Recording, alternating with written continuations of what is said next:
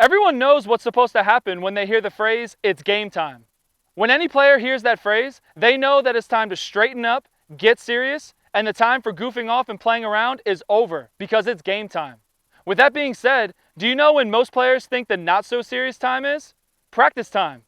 Now, I know this doesn't apply to every player, but most players don't see the practice time as serious as game time, and this thought process can seriously hurt a player's chance at success. In today's Bullpen Bulletin, I'm giving youth players my 4 reasons why you should always treat practices exactly like their games.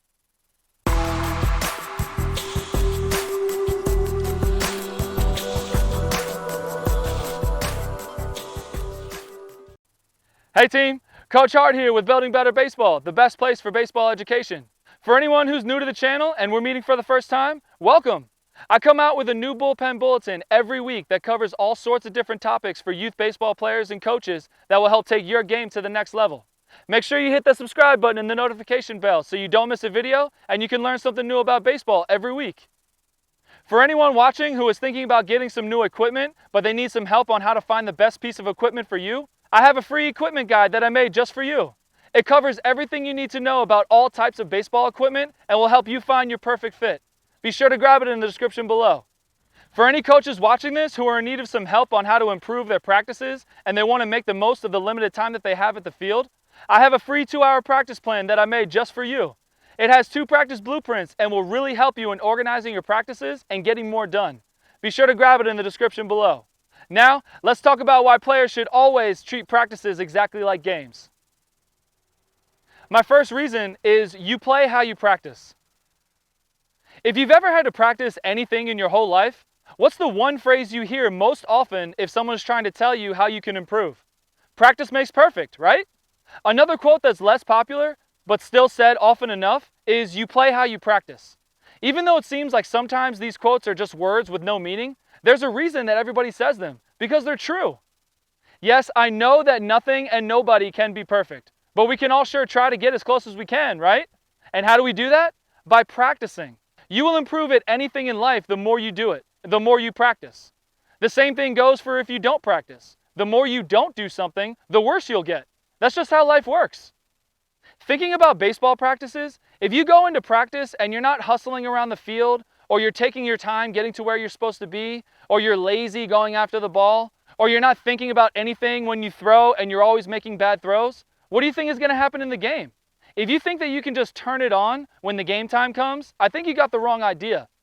Even though you may be able to turn it on mentally in terms of being serious about the game, your reflexes and reaction time to different plays will be exactly how they are in practice. If you're lazily reacting to the fly balls in the outfield and not catching them, that's what your body will be used to. So that's what will happen in the game. On the other hand, if you're flying around the field during practices, hustling everywhere you need to be, having quick reflexes and reactions to every ball hit, and trying to make every play you can no matter where it is on the field, that's what your body will be used to. That's how you'll be playing in games because that's what your body is used to playing like. Always remember, you play how you practice. My second reason today is you have to always remember that coaches are always watching.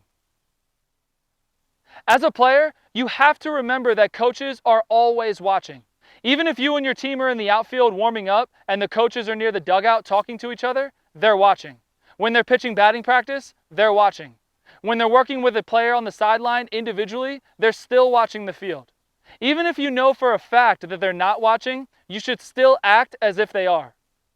One thing you could ask yourself whenever you feel like you're not working your hardest is, what would coach say to me right now? If you think your coach would be proud of you and tell you something like, good hustle, then keep doing what you're doing. If you think your coach would say something like, come on team, we hustle everywhere, let's pick it up, then you should probably pick up the intensity a bit. In a coach's mind, what they see on the field during practice is what they think they will see when it comes game time. You might think that that's not fair, but that's just the way it is. Think about the movie industry. When you see a movie trailer for a movie that's coming out soon, you base your decision to go see the movie on what you see in the trailer. You don't think, oh, that movie trailer was really bad, but I bet the movie is going to be totally different and it's going to be really good. That's the same thing that happens in a coach's mind at practice. Practice time is your movie trailer for the coaches to show them what they will see in the game. If they see a player who's lazily going after the balls, not hustling and goofing off with their teammates, that's what they think will happen in the game. If they see a player who's flying around the field, making every play they can, and using practice time seriously to get themselves better, that's what they think they will see in the game.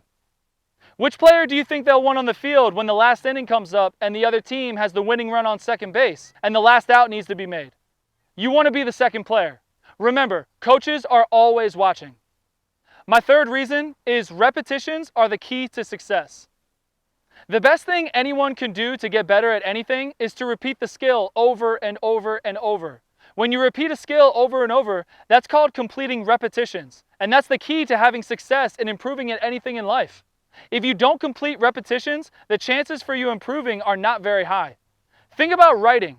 When you first started to write in kindergarten, your handwriting was probably not the best, right? That's because you were just starting to learn a skill. As you've gotten older, your handwriting has improved because you've practiced writing every day. The more you do it, the more it's improved. Same thing with baseball. If you want to improve at any skill in baseball, you have to repeat the skill over and over, just like your handwriting. Where do you get the opportunity to repeat baseball skills over and over on a field? Practice. Unless you have an adult or a friend to go out to a field and practice with you, the only time you get to see game-like ground balls and fly balls is during practice time. Same thing with hitting. The only time you get to see a pitched ball and be able to hit on a full field is during practice. Take advantage of this time because this practice time is where you'll be able to make the most improvements. If you spend practice time goofing off with teammates and not being serious about baseball, you're wasting the most valuable time you have to get better. The whole purpose behind the idea of baseball practice is to help players improve their game. Make sure you take advantage of this valuable time and complete as many quality repetitions as you can. My fourth reason is the team will perform better. The last three reasons have been talking about individual players. Now we're going to quickly discuss how the team will perform better in games if practices are taken as seriously as the games are. Going back to the idea of playing how you practice, that applies to the team as well. If your team views practice time as social hour and the time to talk about what happened at school that day, that's the kind of focus that the team will have in the game, and that focus is not on baseball. Then, when the game time comes around, they continue the same focus as when they're in practice, and they wonder why they lose games. Now, let me clarify something.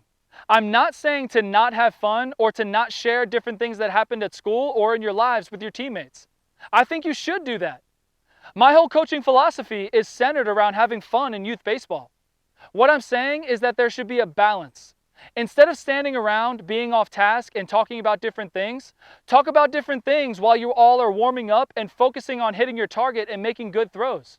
Talk about the latest video game while you're taking ground balls and reflecting on every repetition to improve on.